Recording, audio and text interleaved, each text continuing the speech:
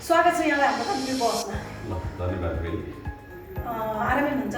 ठिक छ, एकदम आराम छ। अब कोरियामा एनआरएनएको मिलन कस्तो छ, मिलन बिन्दु के छ अलिकति बताइदिनुहोस् न। अब तपाईँहरूको केन्द्र नै एक भइसकेको स्थिति छ होइन? तपाईँहरूको पल अब के रहन्छ? के तपाईँहरू चाहिँ कोरियामा झगडा गरेर जाने कि मिल्ने कि के छ सम्भावना अध्यक्षज्यू बताउनु? यस्तो केन्द्रको कुरा चाहिँ मिलिसकेको छ।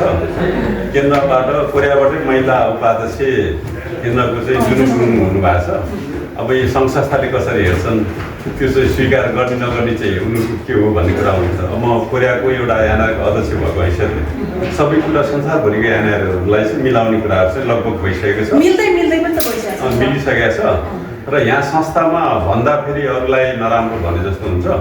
संस्थामा बुझ्ने भन्दा पनि यो बुझ्नै नखोज्नेको कारणले गर्दा यो केही कुराहरू भएछ। केन्द्रको उपाध्यक्ष हेमराज शर्मा अहिले अध्यक्ष भइसक्नु भयो र महेश श्रेष्ठ लगायत बसेर हामी चाहिँ त्यसो गर्दा पनि त्यो चाहिँ मिडियामा यस्तो भयो उस्तो भन्ने चाहिँ त्यो उपाध्यक्षले ज्यूले पनि त मिलाउँछु भनेर पनि भन्नुभएको छ होइन? यो अब त मिल्दैन अब यताउता भनेर अब केन्द्र मिलिसकेपछि तपाईँहरूको हुनु पनि मिल्दैन। हजुरको आफ्नो भ्यू पनि हुन्छ नि त। कुनै राम्रो पक्षलाई बाहिर आफ्नो धारणा राख्नुभयो भने नि यहाँ समाजमा को चाहिँ बेग्लै भने त यतिकै छुटिन्छ नि त होइन? मिल्नु एउटा ठुलो कुरा। मैले भनिहालेँ त पहिलाको प्रसङ्ग राम्रो कुरा बाहिर आउनुमा के फरक पर्छ? हजुर।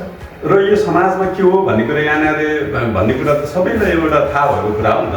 त्यसले समाजमा मिल्नको लागि चाहिँ एउटा जसले लिडर गर्छ, जसले टिम हाँकिरहेछ त्यो कार्यसमितिका साथीहरूलाई चाहिँ बुझाउने र समाजमा चाहिँ कसरी यो गर्ने भन्ने कुराहरू चाहिँ बुझ्नु पऱ्यो नि त।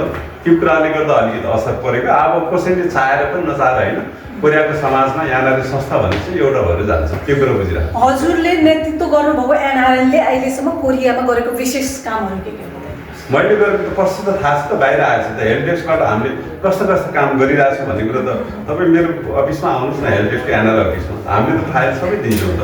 अहिलेसम्म 150-200जनाभन्दा बढी नेपालीहरूको हामीले उद्धार गरिरहेको छ।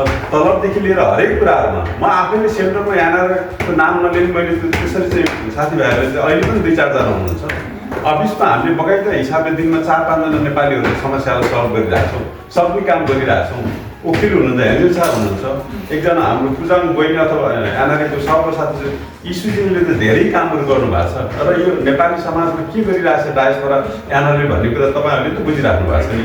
त्यसले गर्दा यहाँ चाहिँ आजको कार्यक्रममा नि तपाईँहरू पत्रकार डायस्पोराले यति राम्रो काम गरेछ।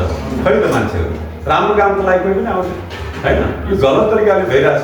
मैले त भन्ने गरिरहेको छु नि, जसले जे भने पनि वास्तविक जे सब कुरा भइरहेछ नि कोरियामा उल्टो भइरहेछ। अब कतिपय पीडामा परेका नेपालीहरूले तपाईँलाई डाइरेक्ट नभेटेको हुनसक्छ, केही माध्यम छ सजिलो भने हजुर कहीँबाट बताइदिनु। होइन, आउनु सक्नुहुन्छ। हेल्प डेस्कको हाम्रो पेज पनि छ, यहाँनिर वेबसाइटबाट हामीले हालिरहेका छौँ। हरेक कुराहरू हाम्रो कन्ट्याक्ट छ, अफिस छ, त्यहाँ आएपछि हामीले सक्ने आफूले गर्न सक्ने र लोयरदेखि लिएर सबै कुरा गरिरहेछौँ।